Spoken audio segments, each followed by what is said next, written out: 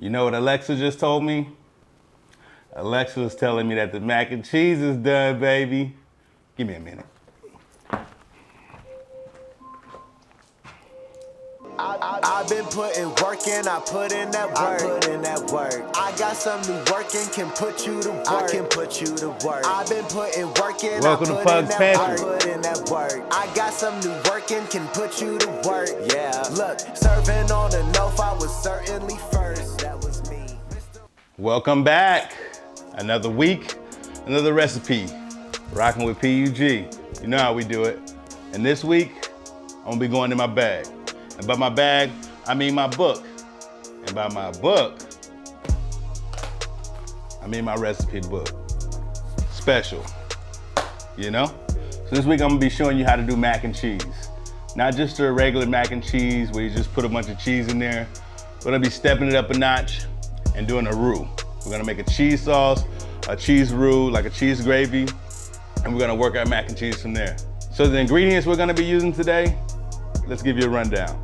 You're gonna need 5 tablespoons of flour, 8 tablespoons of butter, which is just a stick of butter, a pound of elbow macaroni, or shells, whatever type of noodles you choose. I chose elbow macaroni. You'll also need 5 cups of milk, 6 cups of cheese. You're gonna get about 5 cups of cheese going into your sauce. You're gonna need a cup left over to the side that you're gonna top with at the end. Whatever type of cheese you like, that's what type of cheese you use. I'm gonna tell you right now, I went with mild cheddar, Gruyere, Gouda, and about 4 ounces of Velveeta. So I did 2 cups of mild cheddar, a cup and a half of Gruyere, and a cup and a half of Gouda. There we go. The first thing you're gonna wanna do when we're making this mac and cheese, get your 2 pots out. You're gonna need a pot for your boiling water to cook your noodles. You're gonna need a pot for your cheese sauce. Get your pot of water, start boiling. Once it gets to boiling, you can add your little seasonings like I did. Like I said, I added garlic salt, and some Italian seasoning, just to give my macaroni noodles a little flavor as they cook. Another thing you need to realize is you're gonna be cooking these noodles, you're gonna be cooling them off, and then you're gonna be cooking them again once you get in the cheese sauce. With that being said, you don't wanna cook the noodles all the way. You don't want your noodles to be mushy once they come out when your macaroni's done. So look at your bag. If your bag says cook your noodles for 9 minutes, cook them for about 7 minutes. If it says 11 minutes, cook them for about 9 minutes, maybe 2 minutes to just a minute less. You don't want them to get fully done because you're gonna be cooking them a little longer once you get everything together and put them in the oven. So boil your water, get your noodles done. Once your noodles are done and they're cooked to the time you need, pour them over in your strainer, run some cold water on it because you want to stop the cooking process. You want to cool these noodles down so they stop cooking so they aren't continuing to get more and more tender. Like I said, we're going to be cooking them again. So if you don't cool them off and let them stop cooking, then they're just going to be mushy. We're not making mashed potato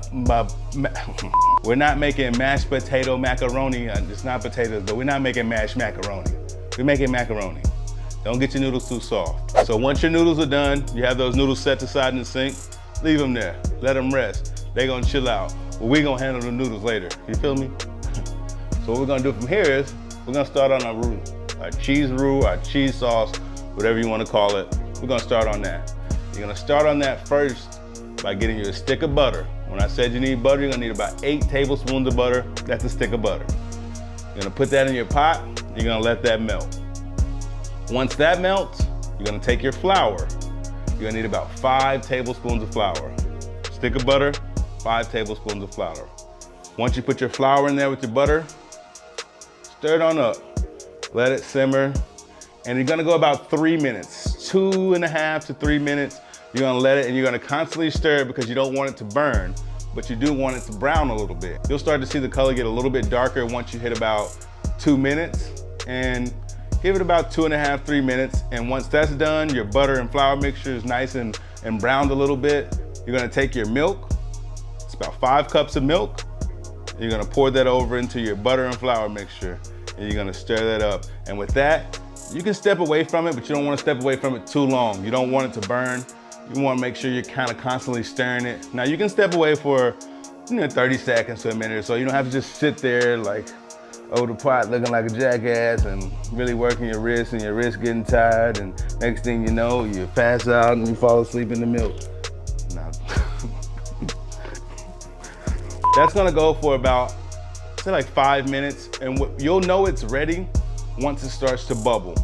Once that mixture, that roux starts to bubble, you'll know it's ready. And once it starts to bubble, I tend to continue to stir it for about, 30 seconds to an additional minute just to let it really set, but you'll see it just bubbling, and that means it's ready to go.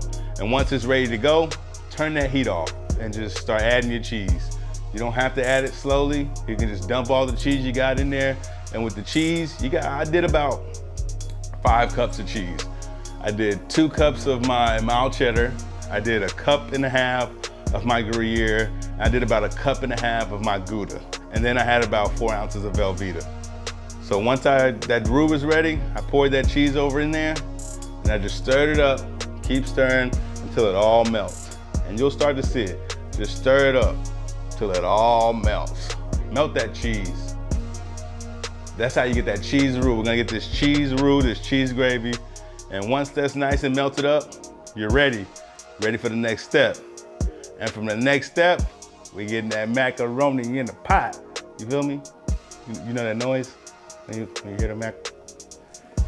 And so from there, you're gonna take your noodles, you got your noodles in a bowl, and you're gonna take your cheese sauce. And we're gonna mix them bad boys together. You just pour that cheese sauce right over in that bowl, and you stir it up. And you're gonna hear that beautiful sound, what we like to call macaroni in the pot. Such a lovely noise. And if it's not making the right kind of noise, it's not gonna be busting. And if you don't know that noise, you just don't know. So once you've got your cheese sauce and your noodles all mixed up together, take your seasoning and you dump it over in there, give it some flavor. Don't be afraid of seasoning, it's your friend. Seasoning is your friend. Stop making that bland ass food. People wanna taste something. It's for your taste buds. They call taste buds, not just chew buds. Y'all just chewing, y'all like put some flavor in there. So for my seasonings, I went with paprika, and I did about 1 tablespoon. I had some cayenne to give it some spice. I like a little spice. I did about 1/2 tablespoon of cayenne. I did 1/4 tablespoon of pepper, and I did about 3/4 tablespoon of salt.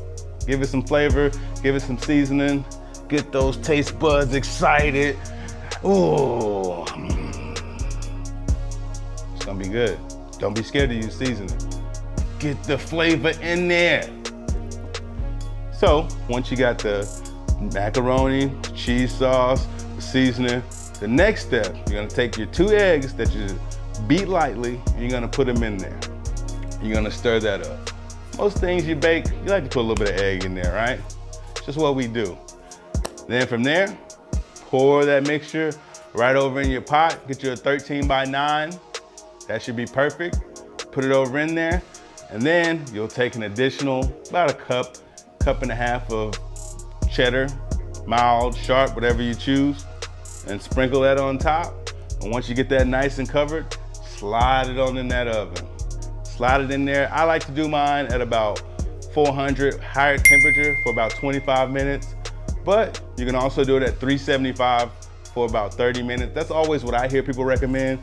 375, 30 minutes. I like to do my stuff different. I do mine 400, about 25 minutes. Higher temperature, really get that stuff activated in there. So once you got that, you just gotta sit back and wait on that macaroni, baby. Macaroni. Wait on my homegirl Alexa to tell me that macaroni done and we good. You know? Alexa, the macaroni done? Hello? Alexa? What I found. What'd you find? Shit. Whatever. I'm not sure which video you want.